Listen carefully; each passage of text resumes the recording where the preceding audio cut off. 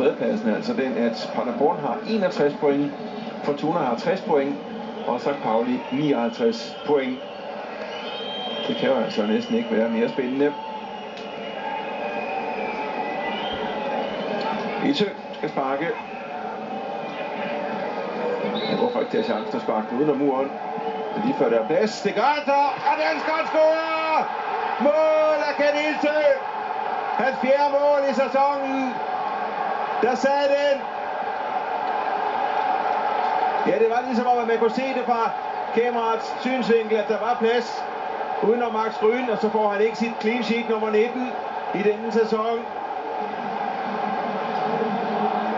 Og nu er Fortuna pludselig tilbage på tredjepladsen.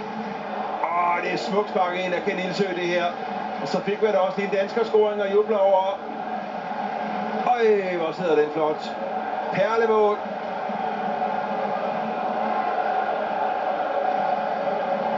Og et kvarter ind i anden halvleg. Balance i regnskabet.